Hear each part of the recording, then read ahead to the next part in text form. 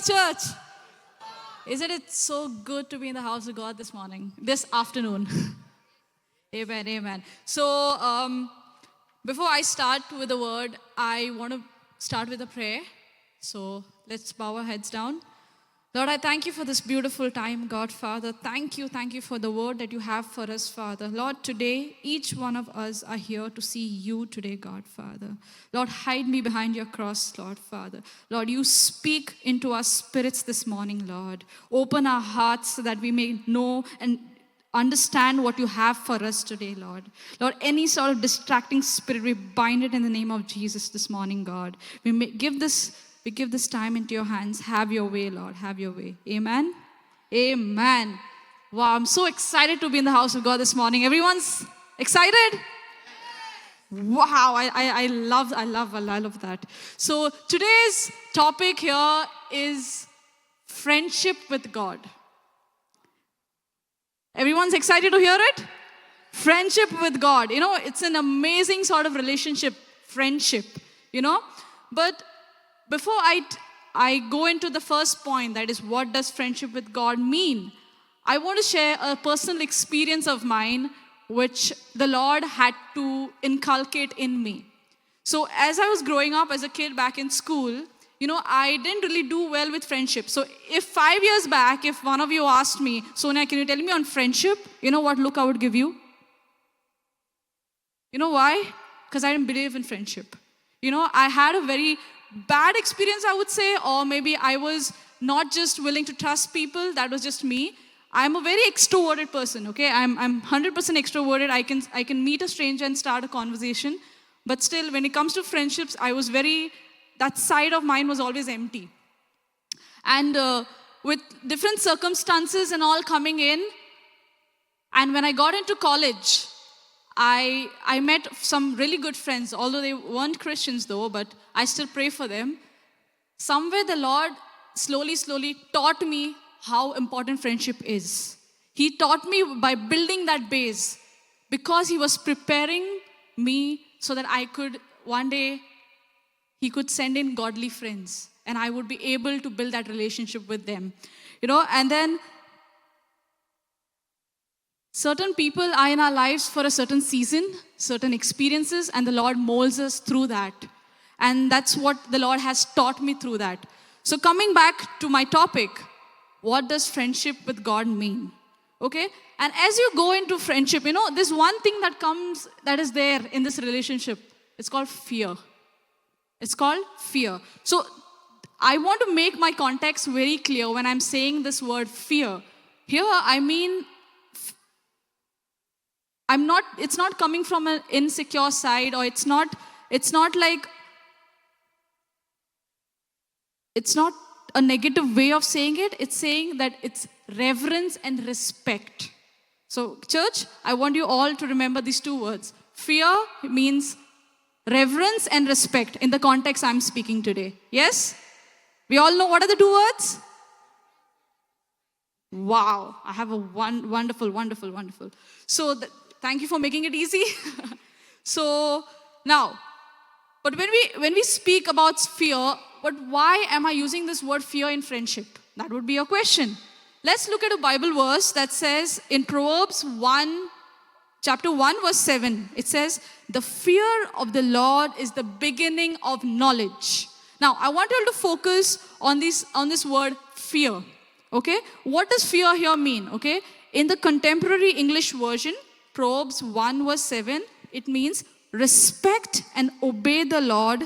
This is the beginning of knowledge. Now, to be clear, I would like to demonstrate. I have two volunteers here. Can I have Zurael and Christabel please coming up? I have a, you know, let's put it out in an illustration. You know, it helps us understand better.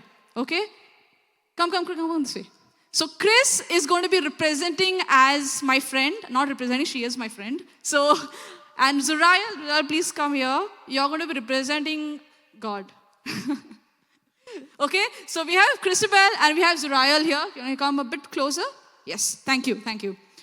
So now, when I'm saying fear, let's understand this word. Fear in friendship means you do not want to break their heart. Okay, so now Chris is my friend here. Chris loves to play badminton. And, I have a conversation with Chris, let's go play badminton. She says, Sonia, come, let's go play badminton. I say, no, Chris, I want to play basketball. And then Chris goes, no, yeah, let's play badminton. Although I don't like playing badminton, I still say, okay, chalo. She's my friend. I don't want to break her heart. I will still go ahead and play badminton with her. So that's, again, what is the fear here? I do not want to break her heart. Respect and reverence, right? Now, this is God here standing. Hi, Zariel. So, when we fear God, we also do not want to break his heart. How's that? Yeah? So, when God here, because we do not want to fear God, because we fear God and we do not want to break his heart, we obediently follow what he says. Sometimes it's not our will. Sometimes we don't want to do it.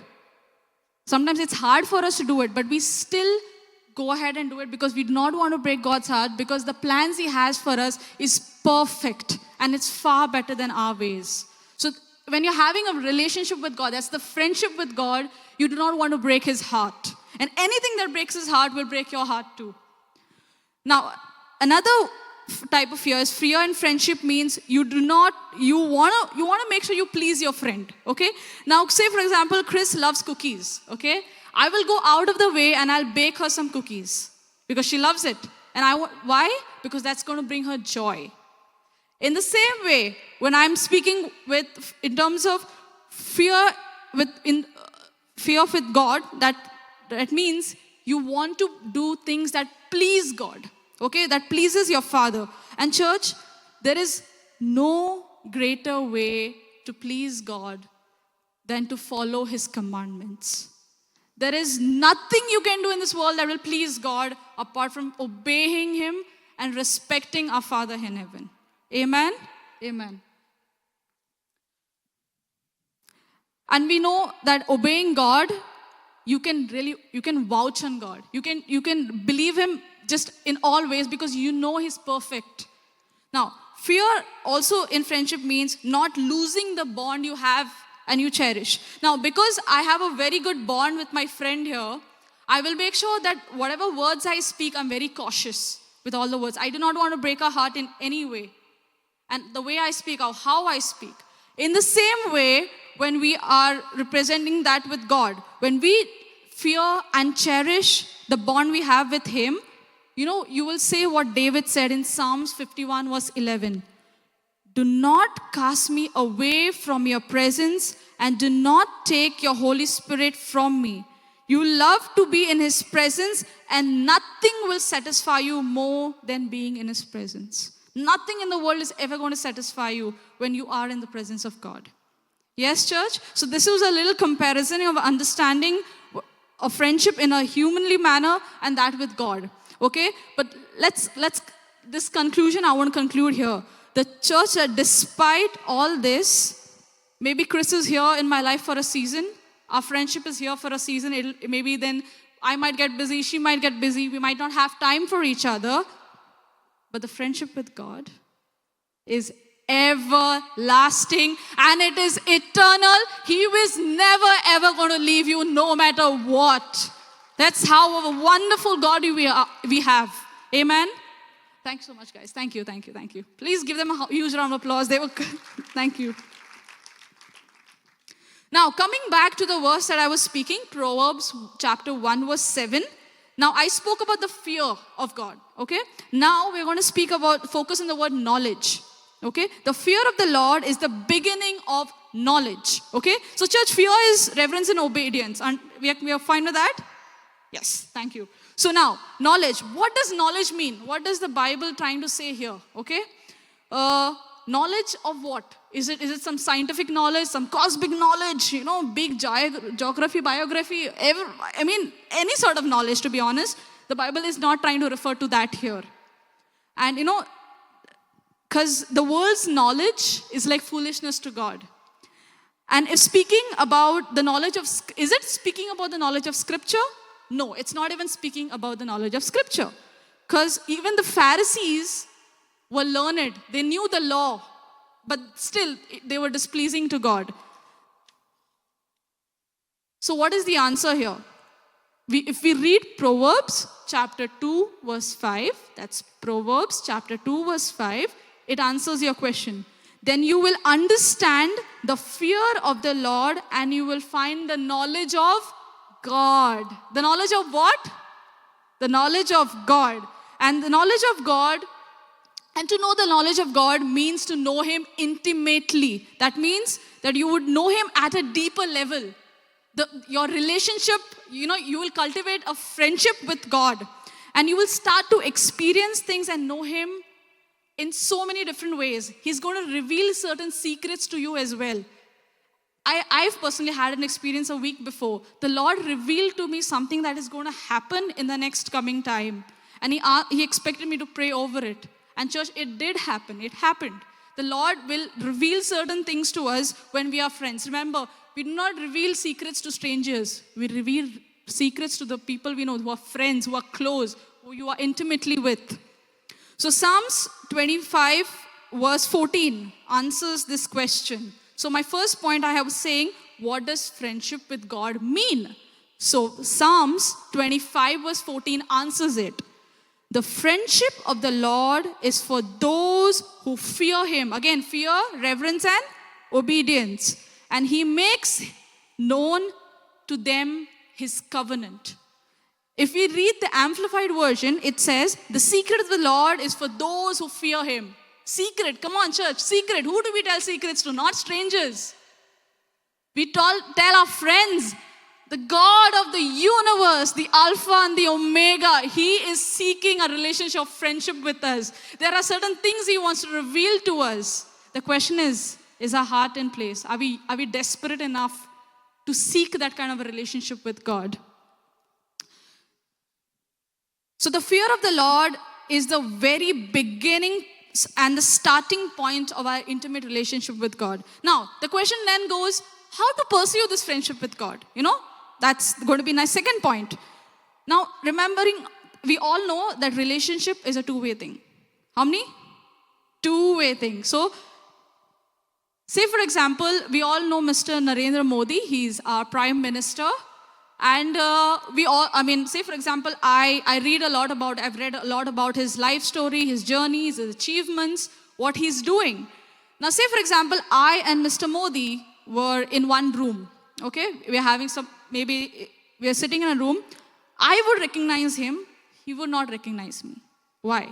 It's a one-way thing. Only I know him, he doesn't know me. Right? So in the same way, we can't even begin to know God unless we learn to fear Him and we desperately are in need of that relationship with God. And again, fear here, I'm trying to speak about its reverence and respect. So let's learn how to pursue a friendship with God with the lives of these two men. We have two examples in the Bible.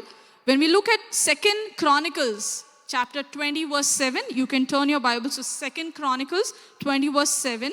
It says, are you not our God who drove out the inhabitants of this land before your people Israel and gave it to the descendants of Abraham, your friend forever? Now, this is King Jehoshaphat, the king of Judah, is reminding God of his past faithfulness and covenant he made with Abraham. Here he is describing God's relationship with Abraham as a friend. So the same way God, who was a friend to Abraham, is the same God we serve today. We serve the same God that once was with Abraham. And the God of Abraham today also wants us to pursue a relationship of friendship with Him. He wants to be friends with us. But are you and me willing to be obedient and fearful like how Abraham was? So because Abraham's friendship went through a lot of tests, right? There was a lot of tests he had to go through. Whether it was to believe that when God was saying that He would give him a child, He would make him the father of all the nations at an age where Sarah could not have a baby. Trusting God, even through that, was an act of faith that Abraham showed. And whether it was, giving up his son as a sacrifice, God was testing him through that. So will our friendship with God be tested? Yes. Humbly, humanly, these things look very harsh. It looks impossible. Okay, at this point. But where our obedience lies, this is where our obedience in God lies. Are you and me willing to just trust God no matter what, how silly or impossible the situation is? This is the kind of faith that we are expected. This is how God called Abraham his friend, because Abraham trusted God no matter what. Yes, church, amen? Amen, we are together? Yes, good. So God shares his plans with Abraham. Okay, coming back to the same understanding secrets. Okay, so Genesis 18 verse 7 says, then the Lord said, shall I hide from Abraham what I am about to do? Church, I can't fathom, or I have no words to explain, to say this. The God of the universe, the God Almighty, the Alpha and the Omega, he is willing to have friendship with us. Although we were rebellious people, yet through his son Jesus, he wants to have a friendship with us. And he wants to reveal certain things. He wants to reveal certain secrets to us. But is our hearts in the right place? Are we in the place where we are seeking, and are we desperate enough to know him? Are we desperate enough to seek his friendship? So again, there's another example also. Exodus 33 verse 11 says, the Lord spoke to Moses face to face as a man speaks to a friend. This describes the depth of how intimate their relationship was. Sitting with God face to face and having a communication. Sitting in the presence of God, learning from the life of Moses. Imagine sitting with God face to face and conversing with him, where you can hear the audible voice of God as you speak, and you hear God and he responds to you immediately. That's the type of relationship we are ought to sought. His presence would bring upon the unimaginable peace Moses was during that chaotic situation. So we all know how there was so much of chaos when Moses was bringing out the people of Israel. The Israelites were brought out. They were grumbling, mumbling, busy with all their complaints. But Moses knew what he had to do. He cut himself out of the distraction. He went into the tent, went before God, and spent time with his friend and conversed with God face to face, despite all the distraction that was there.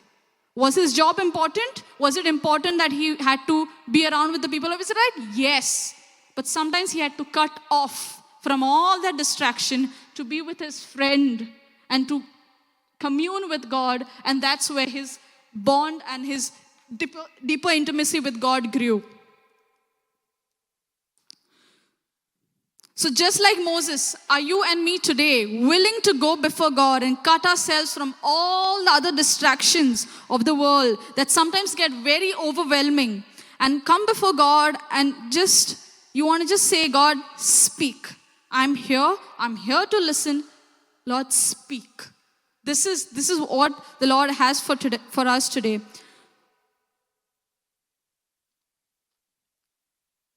Coming to the next point, which is going to be my final point before I end. We can't love the world and be friends with God. I say it again. We can't love the world and be friends with God. We can't love the world and be friends of God. Amen, church? We are together. I would request everyone to open their Bibles to James chapter 4, verse 4 to 8. So it's on the screen also in case. James chapter 4, verse 4 to 8. So I'm going to read it. You adulterous people, don't you know that friendship with the world means enmity against God? Therefore, anyone who chooses to be a friend of the world becomes an enemy of God. Or do you think the scripture says without reason that he jealously longs for the spirit he has caused to dwell in us? But he gives us more grace. That is why scripture says, God opposes the proud, but shows favor to the humble. Submit yourselves then to God. Resist the devil, and he will flee from you. Come near to God, and he will come near to you. Wash your hands, you sinners. Purify your heart, you double-minded. Now, I want to take all of your attention to this starting verse 4, that says, you adulterous people. Now, why is the Bible's being so harsh?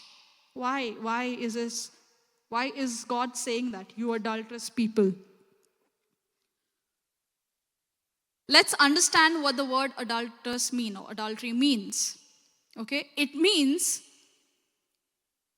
sexual intimacy between a married person and somebody who is not her wife or husband. That means it's an intimacy outside of a marriage. Okay? God here is comparing us to that of a spouse who betrays his partner. So God is trying to give an example. He's comparing us to that of a marriage. Brahma Church, he is a groom, we are his bride. The church is the bride, God is the groom. Yes? So he is trying to explain to us through this comparison of a marriage. So where if one person betrays the other, you find it hard to trust that person. God's calling those adulterers for breaking the covenant of marriage and going with the world's flow. What is okay with the world is not okay with God. What is okay to the world is not okay with God. And a lot of times, we must have broken a covenant. We must have betrayed our partner, and that's Jesus, in our relationship with him. Let me tell you what ways things can get into, breaking the covenant of God here. Sexual intimacy before outside marriage covenant is okay with the world. It's not okay with God. It's a sin before God. Same gender attraction is okay with the world, but it's not okay with God. Addiction to porn is okay to the world because it does not harm anyone, they say, but it's not okay before God. It's a sin before God.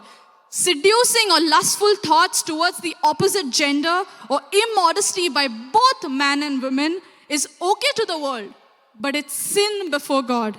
Enjoying and normalizing and being comfortable with the sin you are in is okay with the world, but it's sin before God.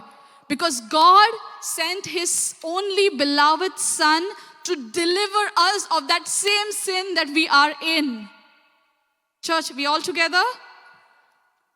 Seeking validation from other people or social media is okay with the world, but it's not okay with God. You know why? Because our identity is found in God. Our identity is in Christ Jesus. Why do we go outside of it to find our identity? Why do we go outside to tell people who we are? When God says, you are the children of God. Those who have believed in me, you are the children of because of the blood sacrifice of Christ Jesus.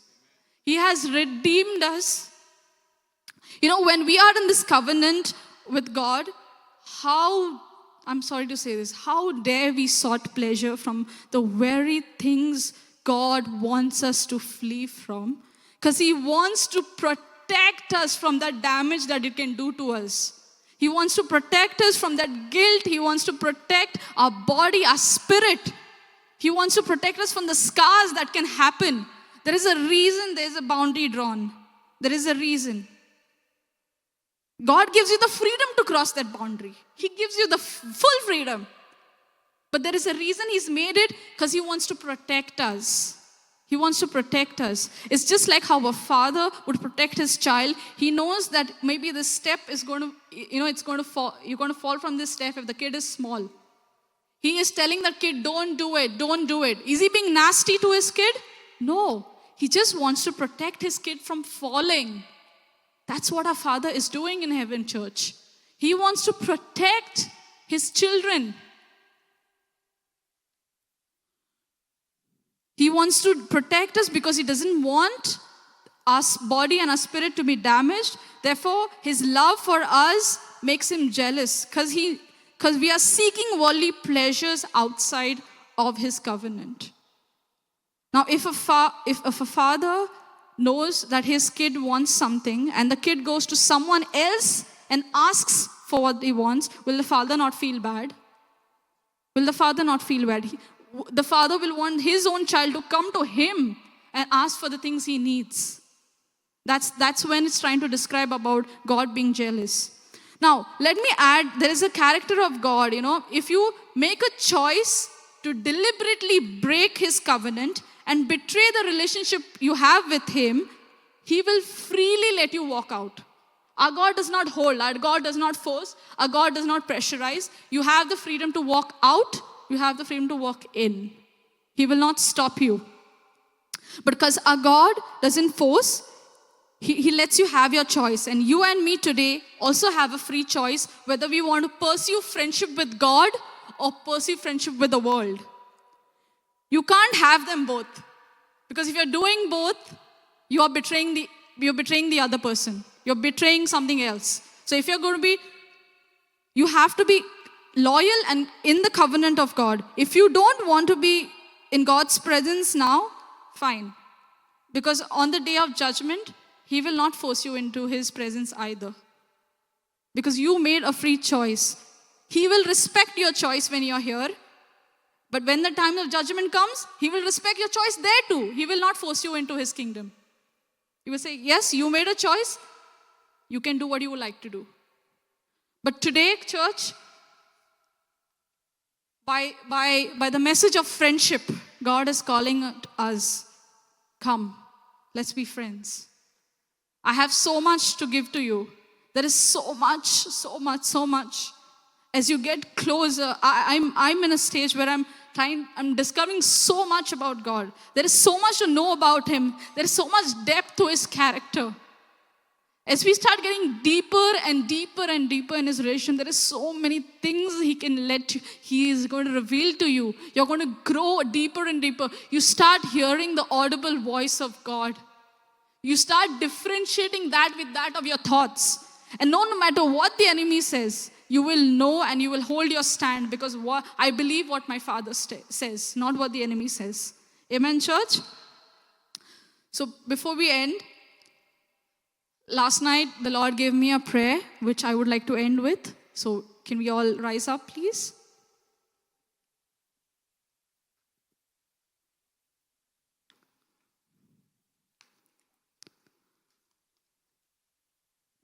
Lord, we thank you for speaking to us today.